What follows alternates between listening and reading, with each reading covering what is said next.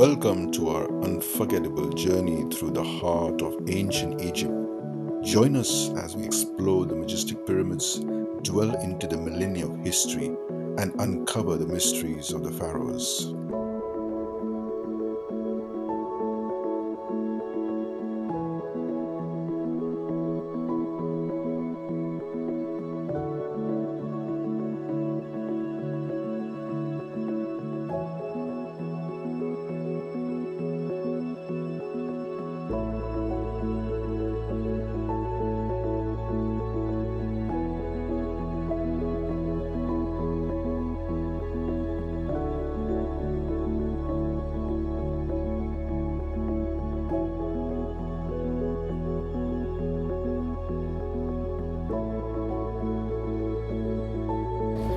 So first day in Egypt, starting our tour from our place to live, Hilton, and we have our tour guide who will be joining us shortly.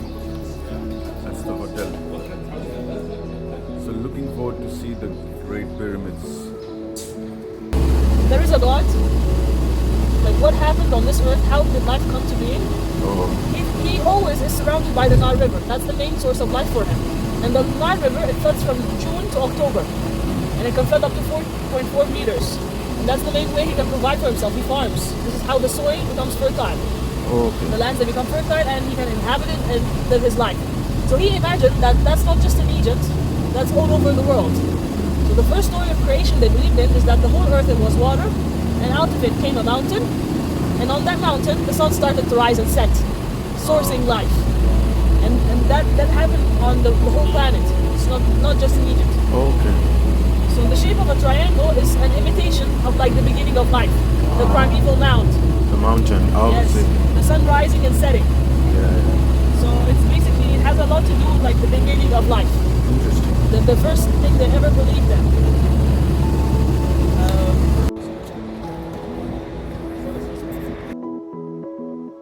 The day one began with our drive to the iconic Giza Plateau.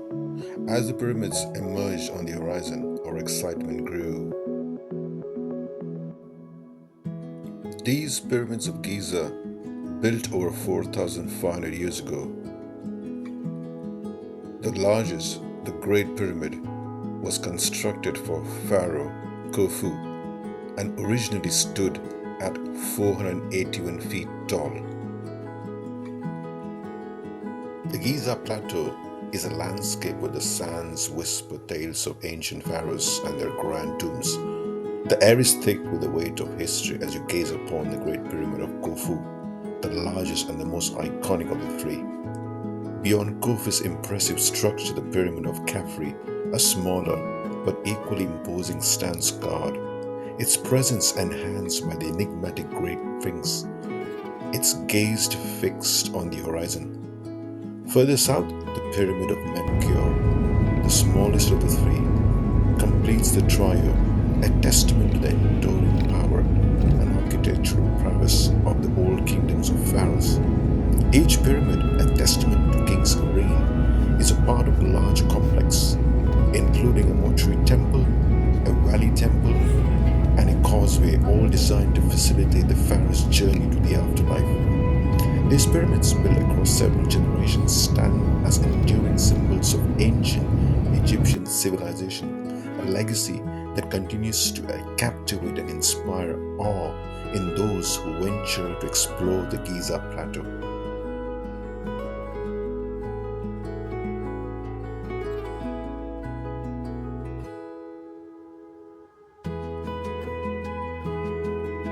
The fertile lands, that's the original name of Egypt. Egypt had many names in Egypt, but that's one of the most famous ones. And then he would bury in Deshret, which is the Red Land, which is the desert. Oh, okay. So what's that called? What's that a pyramid over there? The Turin Gap is 3 generations. This dates back 4,500 years back. So remember when I was telling you earlier that they used to, with burial development, kind of ended up with them building rooms underground and a chapel above ground for like the offerings and everything. After that, they started to build rectangular shapes above ground. And something that you should know about the ancient Egyptians is that they always cared for the superstructure more than the substructure. Because they believed that the superstructure is the interface between the living and the dead. That's why they cared so much for something like this. Also, like they started to build this rectangular shape. From that rectangular shape, they came up with the first pyramid in the world, which is the pyramid in Saqqara, the step pyramid that belongs to King Zoser. So this rectangular shape it stayed on in the archaic period, which is the beginning of ancient Egypt. It stays from the first family to the second family. And then when we start the old kingdom, which is from the third family to the sixth family, we start to study the pyramid age. We have the first pyramid in the world, which is the step pyramid of King Zoser. And from that pyramid, King Senefru, the father of King Khufu, came up with the first true pyramid, the Red Pyramid. And then hopefully followed on with the Great Pyramid, which is considered to be one of the 7 ancient wonders of the world, the oldest one of the 7 by 2,000 years, and the only one that still stands. This is the only thing you can see from the ancient world. This is the only one. Yes, the only wonder that you could ever see. Egypt had 2. This one and the Lighthouse of Pharaohs in Alexandria. The Lighthouse of fell, this one still stands. What do you think the pyramids also look like, from your perspective? You said like the mountain thing and everything. Those look like something else. Like easier to go down this ledge. Also over there you're gonna see the architectural, the engineering tools, the measurements, the stones there. And as you move down further, you're gonna see the actual tools that they used to chisel the stones, to cut the rocks, shape them.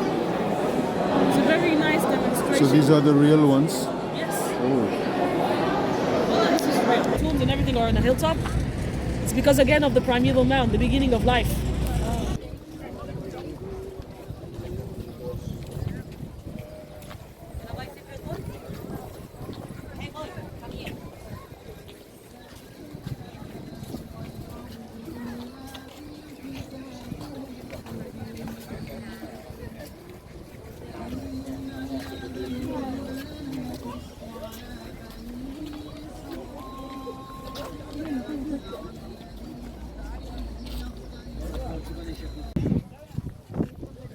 Camel ride in Egypt.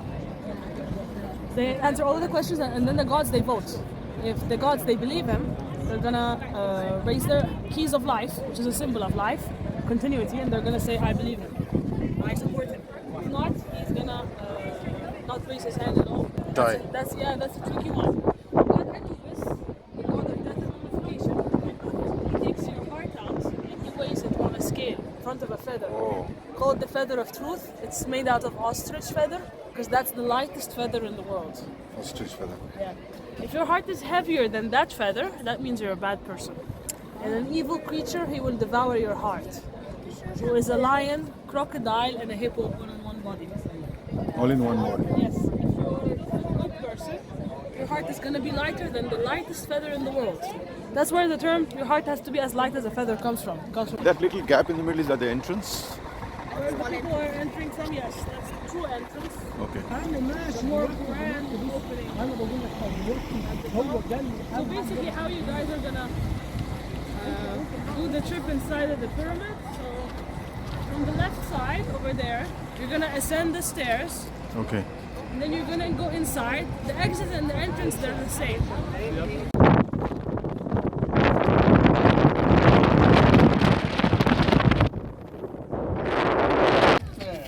So body's preserved. Put chemicals and try to preserve the.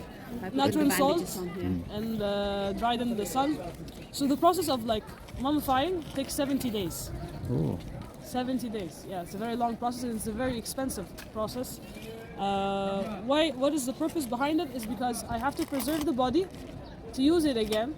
Yeah, sure. But the most importantly, I have to preserve the heart. Because your heart is the only thing that can show the gods you're good or bad. Oh, is that the belief? Yeah, because you're going to have a day where it's called Judgment Day.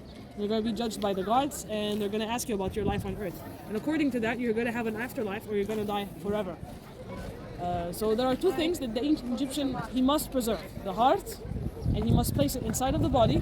So the god of mummification and death, Anubis, the jackal head god, he takes it out and he weighs it on a scale on Judgment Day to see if it's good or bad. And the name. If I hate someone so much, I scratch their name out. If I scratch their name, the gods they cannot call on their name and wake them up. They will never live again. Okay. So how do you know that what you're looking at is a name? It's basically It's an oval shape, and inside of it there is hieroglyphics. Okay, it might look something like this. 1 second. This. So if I hit someone, yeah, I want revenge. Scratch their name out. Then they won't wake up again. I won't have to deal with them in the afterlife. They're done. So whose name is it? This is my name. Okay. This is my name. Yeah, it's also a sign of protection and infinity. Because this is like an infinite cycle. The first time this ever appeared was the father of King Khufu, Senefru. He's the first person to ever have this. Before that, they would write the names inside of like a rectangular shape, kind of like a house or like gates of the heavens. We don't know the exact meaning of it, but like to be honest, 80% means infinity, the afterlife, eternity. It's also protection, it's a sign of royalty. But that's like the two most important things to have. You have to have your heart, you have to have your name. Other than that, it's 500,000 square meters. So it's the corridor.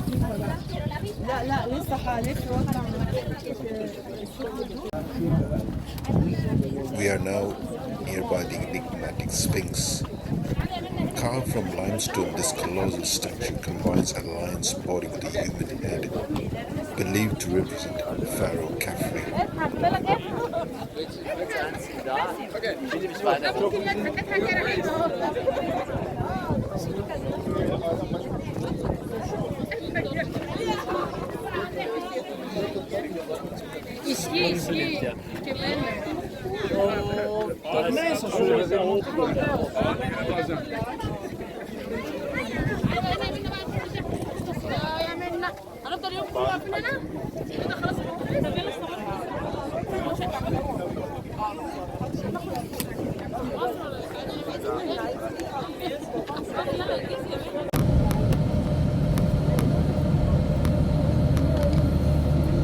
So now we are near the Sphinx.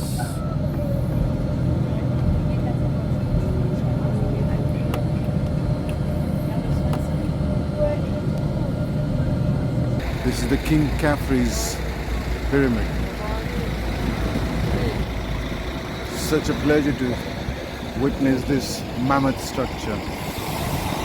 143 meters. The base of the pyramid is 11 football fields, 13 acres. Stones from 2.3 million blocks to 3 million blocks of stone. Smallest stone weighs 2.5 tons. 2.5 tons, which is the weight of 2 elephants.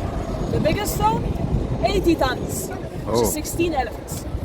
As good as 16 elephants. Wow. The base has stones that are 15 tons. Where is the 80-ton stone? At the top or at the bottom? Could be at the somewhere at the bottom. Be very difficult to take up. Yes. And your guess? Your guess. You pay attention. Well, where do you think the heaviest stone is? The 80-ton stone? At the top or at the bottom? Probably at the bottom. At the bottom? Okay. It's at the top. It is the ceiling of the king's chamber. 2 parallel stones, each weighing 80 tons, standing like this, holding above them 400 tons of stone. Wow. Yes. How did they do this, right? We have many theories, but the most logical theory is the theory that I'd like to discuss with you. Because a lot of people, they say aliens, foreigners, days, 10 million years old, whatever comes to mind, you know? And that there's a whole city under us right now. Yeah. That has no... Yesterday or the after day before yesterday, aliens did. Yes, we're trending right now. We have a hidden city, but that's not true. So basically, who built the pyramids? The ancient Egyptians. Why? Because we discovered their tombs 2 kilometers to the south of this pyramid. Okay, when was that? In the year 2005. That's a long way back. What did we discover in the tombs? We discovered the titles, the names of the people, what they worked on. Not just that, their skeletons with traces of them holding heavy stone. Like inevitable proof that they're the ones who built it. They're ancient Egyptians. The art style is ancient Egyptian. It dates back to the old kingdom. They're buried beside the king, so they weren't enslaved. When you're buried beside your king, you're honored. Yeah. You're not forced to work. Okay. What else? How did they build this? Well, basically, where we're standing right now is a hill. At the bottom, at like the level of the city is where the Nile River once was. Oh, The Nile River had many more branches than it does today, but they've dried up over the decades. okay. Yeah. So they would bring in the stone. What kind of stone? Limestone. We get that stone from two places: from Tura, which is close to here, and we also get it from Aswan. The one that is used to build these pyramids is the higher quality stone that's brought from Aswan, which is 600 kilometers away from here. They would transport these stones on boats. Boats. Because boats are the main way of transportation. Your whole life revolves around the water of the Nile. Your entire life. So they would bring in the stones, they would drag them on wooden logs or sledges like you guys saw, to act as if they are wheels. And then they would build the pyramid from the inside out. How long did it take to build something like this? 32 years. 32. A lot of people, they say, oh, 23 years. And that's what I've been saying for the last few years. But actually, due to recent discoveries, we discovered that it took 32 years. Why 32 years? Because the tomb for a king starts to get built as soon as the king he becomes the ruler of the country, not when he dies. Oh, before he died. As soon as he rules, he's coronated, he has his tomb. That's how quick you have to be. Because this is everything that everything they did on earth was for this. What is this? It's eternity, afterlife. The ancient Egyptians, they never recorded history. The ancient Egyptians, they never recorded history. This is not for me to come and look at and kind of like say, oh, they're bragging. They didn't put like the pyramidians with the golden color, made out of pure gold, for bragging. Oh, I'm so rich. No. They use the pyramidion in golden color because they want to be connected to their god. Who is their god? The sun. Gold is the color of the sun. Ah, Why do I build something so huge? Like, for example, if you look at Khufu, he built the biggest pyramid, right? And then the ones who came after him, everything they built was smaller. smaller. If he wanted to brag, if it was all about bragging, why would they not try to? Make it even bigger. Yes, I want to brag more. You know? Yeah, But it was yeah, never but- about that. Something so big like this was built for the economy. Because at the time of his reign, King Khufu, there was a famine. And the ancient Egyptians, the Egyptians themselves, they're farmers at heart. So the main way I provide for myself is I farm. How can I farm when the Nile is not flooding? I have a famine. I need to provide work for my people. So I recruit 10,000 workers to build this in 32 years. I provide them with work, rewards. Sorry. Employment, give them job. Yes. My tongue is a tongue. All of the stones, they're assessed. They're not standing on equal ground to kind of stay stable. What else? If you look inside of any of the pyramids, you're going to find that their designs are completely different from one another. Remember when I told you that the ancient Egyptians used to bury underground for kind of like the cycle of the sun? Here Khufu did something different. He buried above ground. His burial chamber is close to the sky. Okay. Because the ancient Egyptians, they had astronomical beliefs. They believed in the sun, moon, and stars. That's why all of the pyramids here, they're aligned with the Orion belts. Orion belt. So something I want to tell you also about the room on the inside, or the plan of the pyramid itself on the inside, is basically the first person to ever excavate this pyramid was an Islamic ruler. His name was Khalifa al-Ma'mun. He wanted to find the pharaoh's treasure, because everybody hears about the treasures of the pharaohs and all that stuff. Then he went in, he was very disappointed, he found nothing, and then he decided to name the plan of the pyramid from the inside, knowing nothing about Egyptology, because the science itself has existed for 200 years only. And he said, oh, this is a king's chamber, and this is a queen's chamber, and this is an antechamber, and blah, blah, blah. None of that is correct. Up until today, we haven't found the king's chamber. We're still looking for it. Really? We don't know where the king is. We do not know where the king is. The queen's chamber is a falsely named because the queen has her own pyramid. She has her own pyramid beside her husband. She does not need the chamber inside of his pyramid. Okay? What else? The room of the king's chamber, I told you that it has like two stones, each weighing 80 tons, holding the ceiling for 100 tons. This room, it's a little bit noisy. This room, okay, it has something that is crazy, which is its temperature is controlled year round, 365 days of the year. It's always 27 degrees. Oh, Yeah, no, nothing. Science, engineering. The other rooms inside of the pyramid, they're always at, I believe, 22 degrees. Also temperature control. So the pyramid is temperature control. This pyramid is also the truest to the true north. truest cardinal point in the world. Truest. Truest cardinal point in the world. It's only off from true north by 3 minutes. Only 3 minutes off. You know who comes closest to it? The Eiffel Tower. But still, this one is ahead. The Eiffel Tower is off by 6 minutes. This one is off by 3 minutes. It was made 4,500 years back. Oh, true north. The measurement base, like from each side, is 433 meters. To give you an idea. Also, the angle is 52 degrees. All of the pyramids here, they used to have limestone casing. Casing, okay. Yes, this casing was recorded to be so smooth and so reflective with the sun shining on it that your eyes, if you look directly at the pyramids, they would burn. Oh, Some people maybe they were being dramatic. Some people maybe, yeah, their eyes were actually burning. We'll never know. The casing was stolen in medieval times. Many of the stones used to build these monuments, they were basically recycled during different times in history here in Egypt. Because here we have many time periods of history. We have 7,000 years of history. It's not just ancient Egypt. There's the Byzantine time, there's the Islamic Egypt, modern Egypt, contemporary Egypt, Greco-Roman period. okay. Wonder why so many people come around the world. On the second day, we continued our journey to watch some more pyramids. So we went to south of Cairo and we saw two great pyramids, the Step Pyramid and the Bend Pyramid. The Step Pyramid, or Saqqara, is supposed to be the first pyramid ever built in Egypt. It was built in the year 2667 before the Common Era, and Memphis it was has the got oldest six capital in stagma. Egypt that was founded in 1200 BC by King Narmer, the founder of the first dynasty. So we had 30 dynasties. Pharaonic period had 30 dynasties and 3 periods: Old Kingdom, Middle Kingdom, and New Kingdom. King Narmer was the founder of the first dynasty, and he was first king who unified Upper and Lower Egypt in one capital.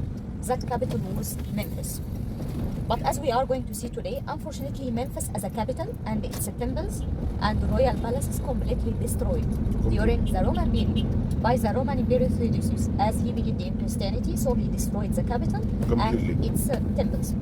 Just we have Mitrohina Museum that we are going to see today, which was founded in the same location of ancient Memphis. And we have the tombs or the cemeteries of Memphis. Giza Plateau that you visited was one of these cemeteries, and the Dashur that we will visit today, and Saqqara, Maytoum, Abu Sir. So I mean that Memphis as a capital had 10 archaeological sites were used as a tombs or as a cemetery. Saqqara was the main cemetery of Memphis. Saqqara is a cemetery. The main cemetery. But Giza Plateau was one of Memphis necropolis cemeteries, and the Dashur and Abu Sir, but Saqqara was the main. So as we are going to see today, Saqqara is located very close to the location of ancient Memphis, as it was the main cemetery. Okay. So as I told you, Memphis as a capital completely destroyed. Just we have Mitrohina Museum that we are going to see. It's an open air museum, except there's a section of the highlight, the statue of King Ramses II. So this museum has some fragments of Memphis, and we have the tombs or the cemeteries of Memphis. But the temples and royal palaces completely destroyed. But as you know, Memphis seems that it's not Egyptian name. Memphis is a Greek name, not Egyptian name. So the oldest name of Memphis in ancient Egyptian language was Enebhet, which means the white enclosure wall. Then it was named Men-Nefer, which means the beautiful monument. But nowadays we call it Mitrohina, which means the city of Sphinx statues. So nowadays we call Memphis Mitrohina, which means the city of Sphinx statues. Over there we can see the sketch of the pyramid. Yeah. So these two pyramids, the Red Pyramid and the Bent Pyramid, were built for the same king, King Senefru, father of King Cheops, the builder of the pyramid. Father of Khufu. Yeah. His name Senefru in ancient Egyptian language means the beauty maker. Beauty. Senefru means the beauty maker. Yeah, Beauty in ancient, maker. Yeah, in ancient Egyptian language. So Senefru was the founder from a step pyramid to a perfect pyramid. Okay. It looks more beautiful. Yeah. So he had 3 pyramids as we mentioned. What about the Bent Pyramid? We call it the Bent Pyramid as most of people think that the pyramid had a mistake, as you can see. Yeah, So but they yeah. had had to change the angle from 55 degrees to 45 degrees. As if they keep the original angle, the pyramid will collapse. Collapse. Right? So original angle is 45. 55. 55. Yeah. So 45 is better. Yeah. Because it's more stable. Seems that it's not true. Seems that the pyramid was designed from the beginning to be like that, to be bent pyramid like that. Why? So I mean that it had no mistake. Why? For example, if the pyramid had a mistake, why they needed to cover it with outer casing? As you know, covering the pyramid was the last step of building pyramids, right? And at the same time, if the pyramid had a mistake, why they didn't use its stones for building second pyramid, the red one I mean, for the same thing, to save money and time. But seems that the bent pyramid was designed from the beginning to be like that, just a different style of design. So it had no mistake. And at the same time, as I told you, step pyramid was the oldest pyramid ever, right? And at the same time, it was exception to have a pyramid for the first time. And at the same time, it was first time for using the limestone. And it was not just a pyramid, as we mentioned, step pyramid. I mean, it's a complete complex, but it had no mistake.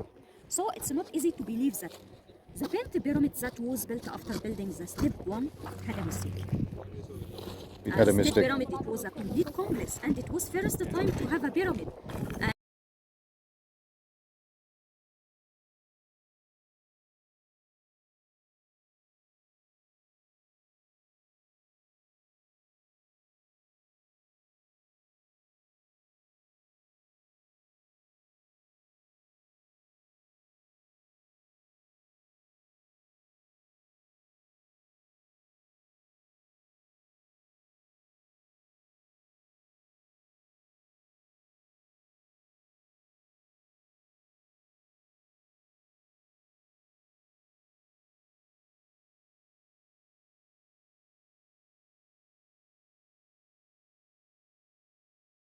This is the red pyramid. It was built for King Senefru, the same king. It's considered the third highest pyramid after building after the pyramid of King Cheops and pyramid of King Khufu. So this is the third highest pyramid, not the third pyramid of Giza pyramids. We call it the red pyramid as you can see. It's limestone, but the color of its stones reddish brown color or red color, so we call it the red pyramid. But the local people here call it the pot pyramid, as the stones of the pyramid little bit smells ammonia that attract the Okay. So the local people here call it the pot pyramid. This is the red pyramid. So inside the pyramid, there is nothing, as we didn't find even its sarcophagus. After this, there is nothing inside. And the pyramid is being used. So pyramid, so it's very hard used as the third pyramid of Giza. It's impossible to believe that we call it the red pyramid as you can see. It's limestone, but the Yeah, because it's very high. Difficult to take. yeah, very difficult to move the sarcophagus. But So maybe there was another entrance. As the stones of the pyramid. But here, let me show you the capstone of the pyramid or the top of the pyramid, which we call it the local people here call it Benbel in ancient Egyptian Because of the language. ammonia.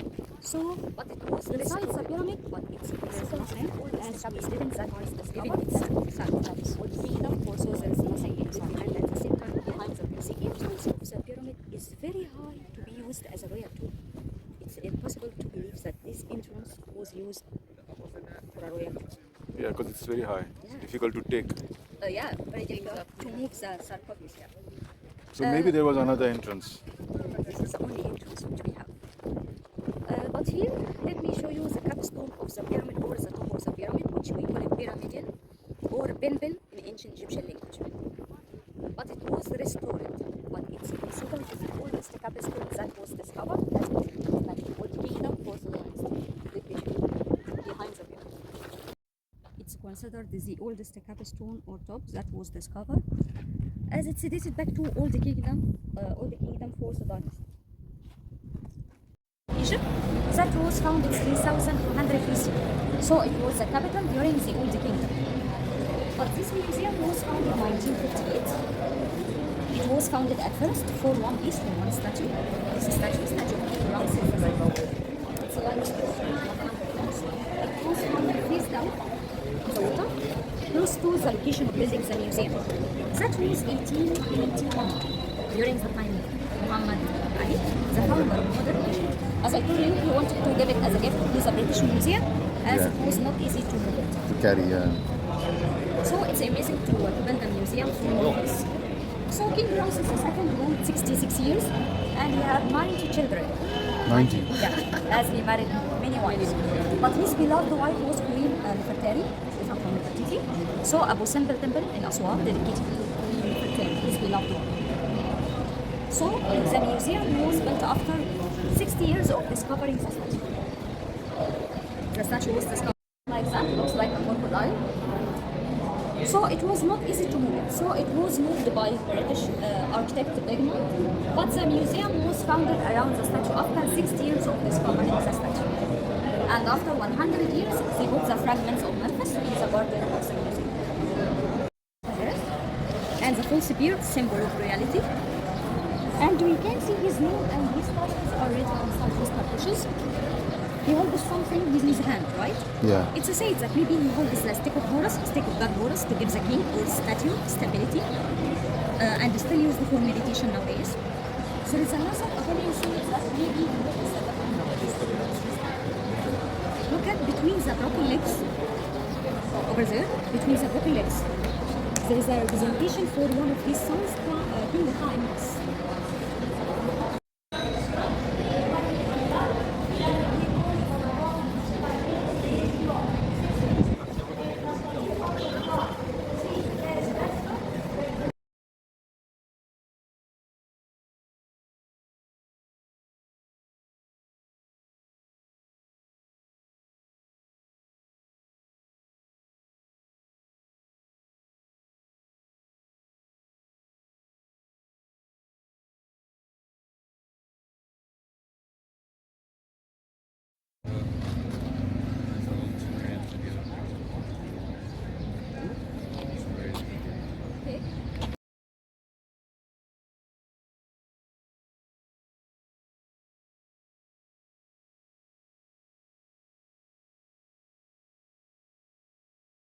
Vegetable dice cup, never move. And that style of cabinet is about 1 million knots per square meter.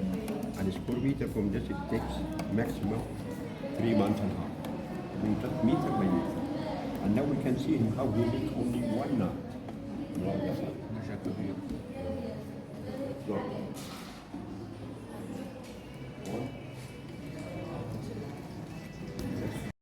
First, but King Ramses II used the statue and he wrote his name with a pedestal of the statue and wrote the names. So as you can see, the features of the statue are not the features of King Ramses II. Okay. Ramses II just reused the statue. By the way, King Ramses II reused the new statue.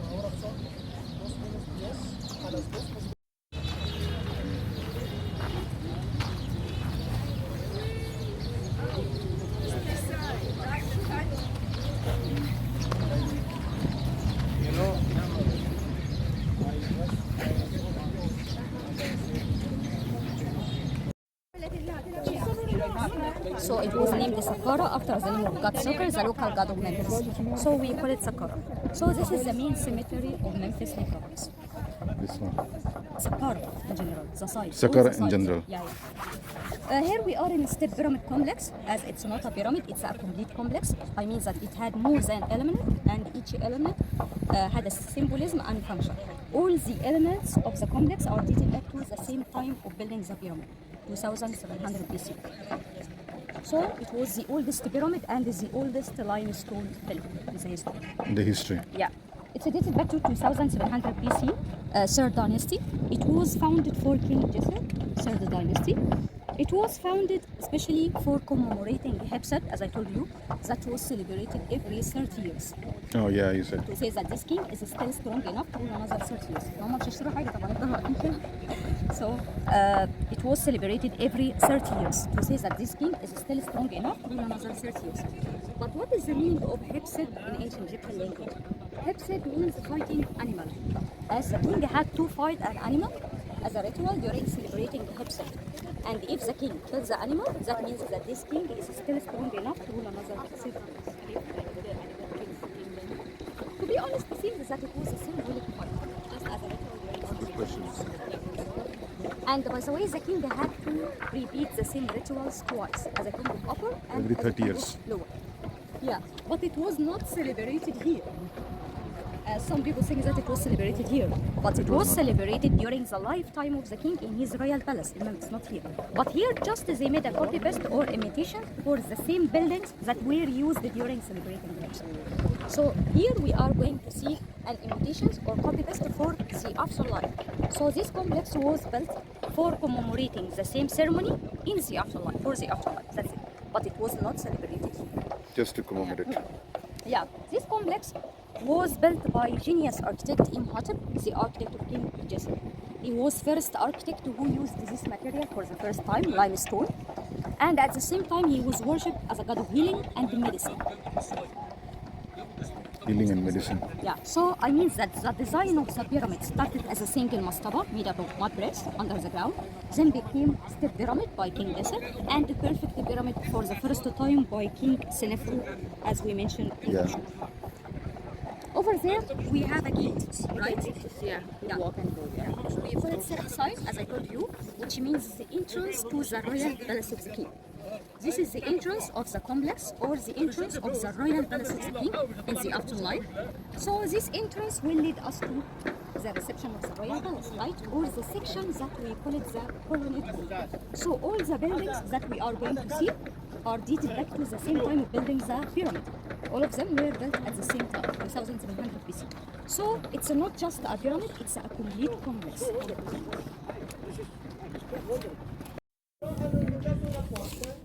This building is 2700 before Christ.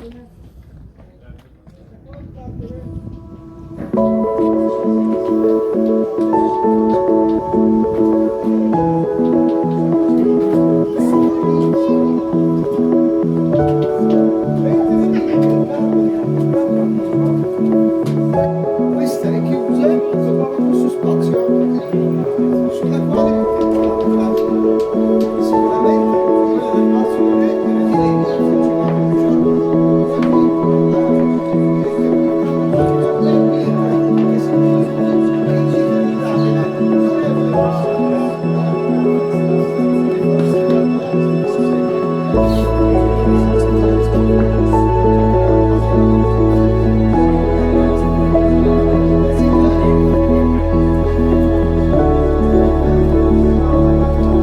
This section of the complex, we collect the colonnade or the reception of the royal palace. As you can see, by the way, the ceiling is restored and bricks and installations. The design of the complex looks like papyrus plants, symbol of Egypt, and at the same time looks like the Doric styles that you can find in ancient Greece. We think that between each two columns, there was a statue belonging to King Jesser. Between each two columns, there was a statue of King Jesser. And by, Between each two columns. yeah, and by the way, here in the complex, we are going to see.